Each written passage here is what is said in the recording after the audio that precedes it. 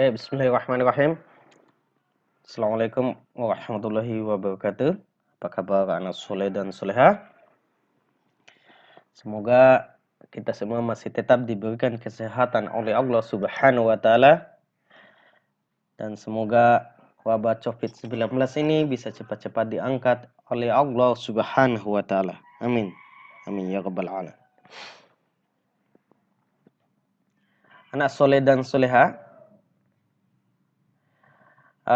tentunya kita selalu berdoa kepada Allah Subhanahu wa Ta'ala sebelum melakukan sesuatu. Nah, pada kali ini Ustaz mengajak kepada anak soleh dan soleha untuk berdoa kepada Allah sebelum kita memulai belajar. Oke, kita berdoa, dimulai. Bismillahirrahmanirrahim. Rabbi jidni ilman warzuqni fahman. Allahumma inni as'aluka ilman nafi'a wa rizqan thayyiban wa amalan mutaqabbalan. Rabbi shrahli sadri wa yassirli amrin. Amin. Oke, anak soleh dan soleha sudah mempersiapkan buku dan alat tulis menulisnya. Kita akan melanjutkan materi kemarin yang berhubungan dengan taksiran bilangan, ya. Nah, hari ini kita akan menaksir atau melakukan taksiran pecahan. Silakan dibuka buku senang belajar matematikanya, halaman 36. Oke, taksiran pecahan itu hampir sama persis dengan, bukan hampir sama persis, sama dengan taksiran bilangan asli. Ya. Cuma ada beberapa hal yang harus kalian perhatikan dalam taksiran pecahan yang berhubungan dengan berbagai bentuk pecahan itu sendiri. Nah, untuk lebih jelasnya perhatikan contoh berikut. Nah, disimak dengan baik ya, supaya tidak ada lagi yang pemahamannya sepotong-sepotong ya. Oke, budayakan menonton sampai habis. Oke, langsung saja taksiran pecahan. Taksiran pecahan yang kita lakukan pertama adalah taksiran pecahan biasa dan pecahan campuran. Jadi di sini saya langsung gabungkan saja dua pecahan ini atau dua bentuk pecahan ini. Contohnya, tentukan taksiran terbaik dari 2, 3/4. Jadi pecahan ini adalah pecahan campuran. Karena kita berbicara pada taksiran pecahan, jadi pecahan 3/4 inilah yang kita perhatikan. Oke. Sekarang, perhatikan pembilangnya dan penyebutnya.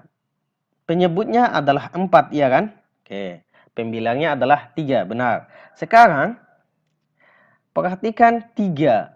3 ini, kalau kita bagi 2, penyebutnya, ini penyebutnya 4, kalau kita bagi 2, 4 bagi 2 adalah 2.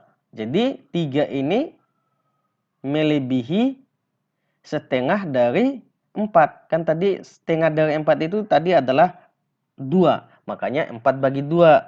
Setengah dari 4 adalah 2. Karena 4 bagi 2, 2. Oke? Nah, 3 itu melebihi setengah dari 4. Jadi, karena 3 atau pembilang melebihi setengah dari penyebut, maka taksiran dari 3/4 adalah taksiran ke atas. Nah, taksiran ke atas 3/4 itu adalah 1. Gampang kan? Oke. Sehingga taksiran terbaik dari 2, 3/4 adalah mendekati, bukan hasilnya ini ya, ingat, bukan hasil yang sebenarnya. Ini makanya saya kasih tanda kayak gelombang ya.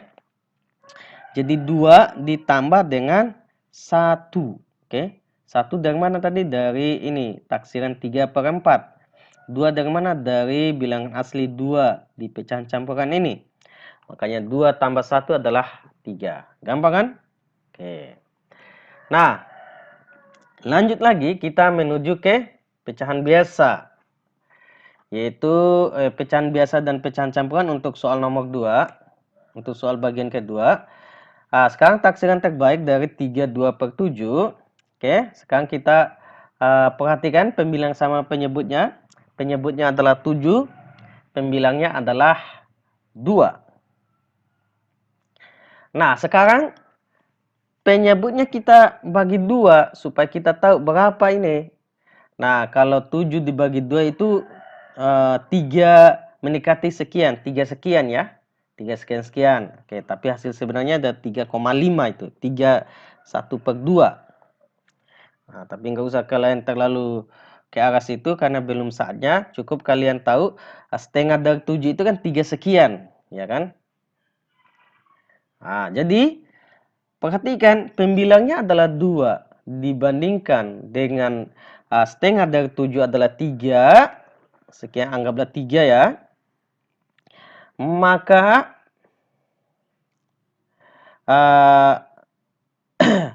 apalagi aku bilang tadi, maka 2 ini tidak melebihi setengah dari penyebutnya. Maka ya kan? Nah, sehingga taksiran dari 2/7 itu adalah taksiran ke bawah. Yaitu apa? Yaitu 0. Gampang kan? Ya. Sehingga taksiran terbaik dari 32/7 adalah 3 ditambah 0 sama dengan 3. Oke. Sekarang kita melangkah ke persoalan selanjutnya, yaitu taksiran desimal. Taksiran desimal itu enggak terlalu susah-susah amat seperti tadi ya. Cukup kita perhatikan karena kita kan berbicara pada desimal berarti ada bilangan asli atau bilangan bulatnya yaitu 26 dan di belakang koma ini disebut pecahan ya. Ingat, di desimal itu bilangan di depannya ini disebut atau di depan koma ini disebut bilangan asli atau bilangan bulat yaitu 26 bacaannya. Di belakang koma ini disebut dengan pecahan ya. Jadi 26,47 maka bacaannya begitu kemarin ya. Oke. Langsung saja bagaimana caranya kita perhatikan dulu di belakang komanya yaitu 4 dengan 7. Artinya ada 2 angka di belakang koma yaitu 4 dengan 7. Perhatikan 7. 7 itu kan bilangan di atas 5. Kalau bilangan di atas 5 artinya taksiran terbaiknya adalah taksiran ke atas. Sehingga 26,47 kita taksir ke atas jadi 47 ini jadi 7-nya menjadi 0, 7-nya menjadi 0, 4 ini kita tambahkan dengan 1 karena taksiran ke atas itu bilangan di depannya kita tambahkan dengan 1 ya kan. Jadi 26,47 itu mendekati 26,50. Oke. Nah, karena kita menginginkan ketaksiran bilangan bulat atau bilangan asli, nah, kita arahkan lagi 26,5 ini kita mau taksir lagi. Nah, sekarang perhatikan lagi 5. 5 itu kan mentok di 5 kan, artinya kita langsung taksir ke atas. Taksir ke atas dari 5 itu adalah 6 ini kita tambahkan dengan 1 jadi 27. 5-nya jadi 0 jadi 27,00. 27,00 itu samahan dengan 27. Gampang kan?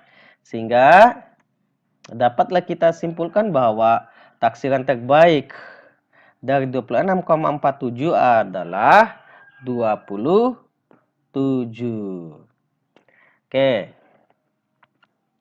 Sekarang kita melangkah ke taksiran persen. Nah, taksiran persen ini yang kita buat rentangnya adalah karena persen itu per 100, jadi kita batasi 0 sampai 49% ya. 0 sampai 49% artinya kalau ditaksir itu jadi 0. Dan 50 sampai 100% itu kita taksir menjadi 1 ya. 50 sampai 99% kita taksir menjadi 1. Oke, jadi sudah paham ya?